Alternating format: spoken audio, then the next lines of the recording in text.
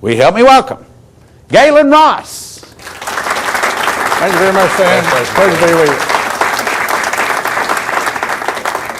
you. Let me just make a comment about your last statement. I'm convinced that they were not involved, but you can poke a rattlesnake often enough and he's finally going to strike. I think the CIA may have poked the Taliban and bin Laden until he finally made a strike, and then they jumped on it and said, oh, now we got reason to do all these things we're fixing to do to these people.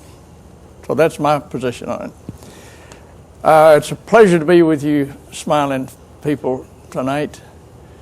I'm going to tell you some things tonight that you have never heard before unless you read my book, and a couple of people have already read it, or unless you heard me talk on Stan's program. But I'll give you some details that I didn't give on that program. We're going to talk about who's who of the elite, and also the elite serial killers of Lincoln, JFK, RFK, and MLK.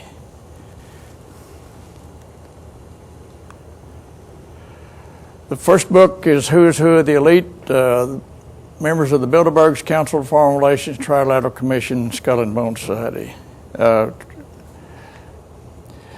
Let's first of all talk about the Council on Foreign Relations.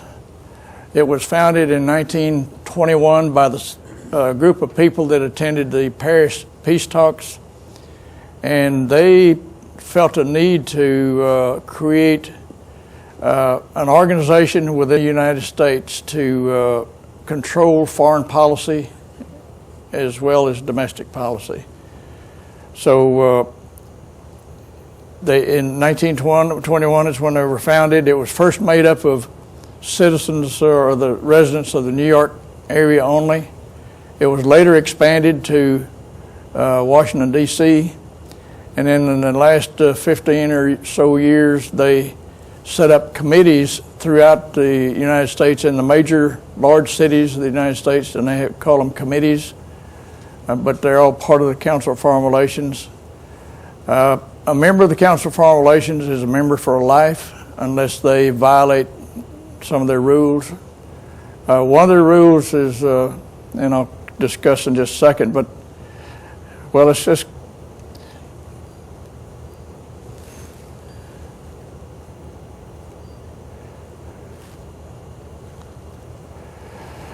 one of the bylaws says that if a member attributes any statement made in a Council on Foreign Relations meeting to any outsider, that they will be immediately taken before the inner council and will be expelled from the organization.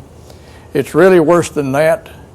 They will very likely be fired from their job, whatever it is, because they control everything.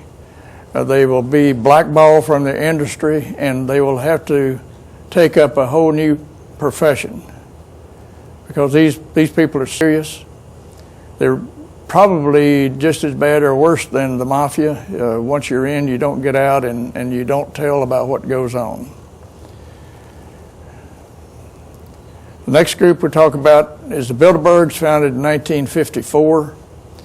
There's a fellow named Dr. Joseph Hieronymus Rittinger came up with the idea of forming a secret organization of people located in Western Europe and North America, and he went to Prince Bernhard of the Netherlands, made the pitch to him. Prince Bernhard grabbed the idea, and they both came to the United States.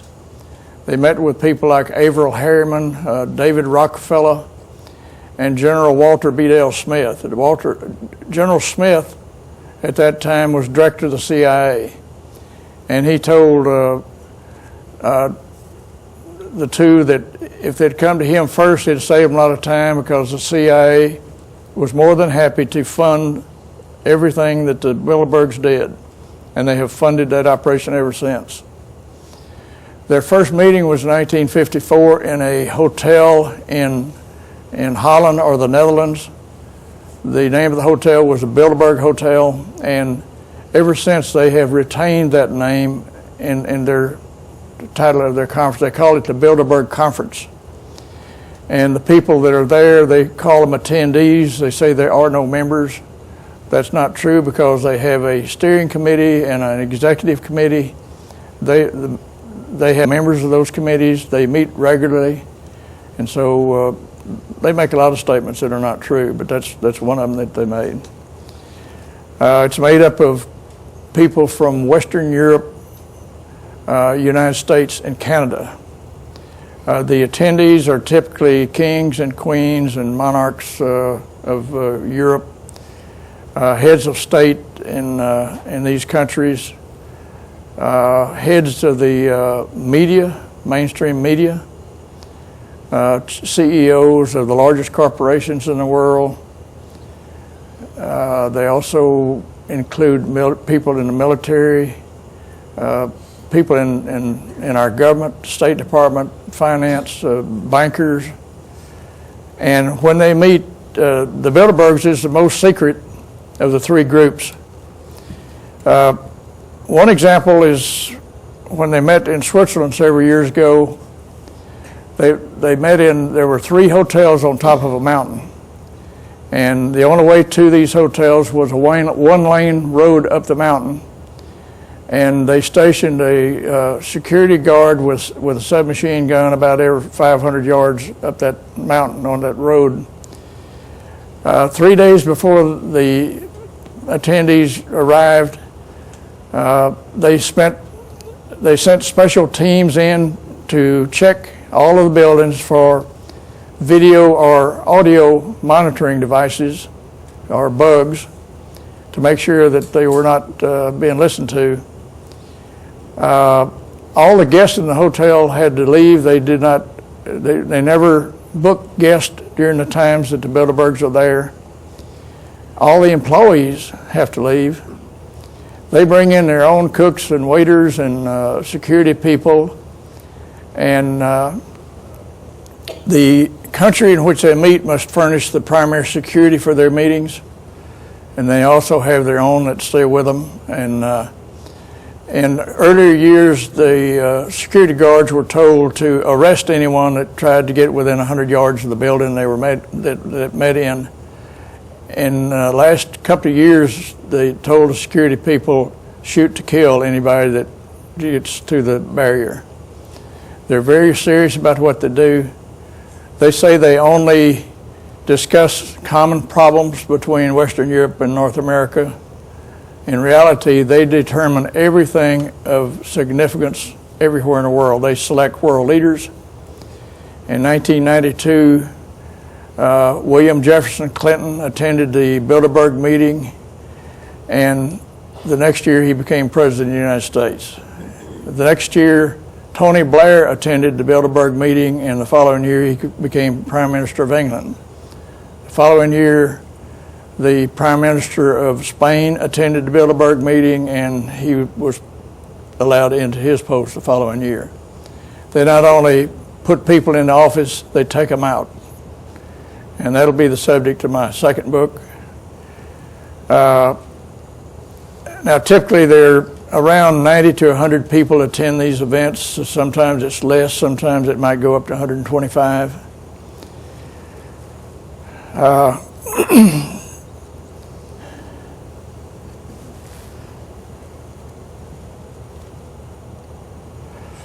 Next group I'll talk about is the Trilateral Commission. It was founded in 1973 by David Rockefeller. He asked Brzezinski to go to Japan and around the United States and Canada and Western Europe and select delegates to be a member of a new organization that David Rockefeller founded called the Trilateral Commission. The reason is it's made up of 3 general areas, Japan, North America, and Western Europe. These people meet typically once a year, rarely in the same place twice. The Bilderbergs never meet in the same place twice. Every time they've met in the United States, they met on property owned by the Rockefellers. But this organization was founded in '73. In that time, David Rockefeller was aware that the 15 largest banks in the world were located in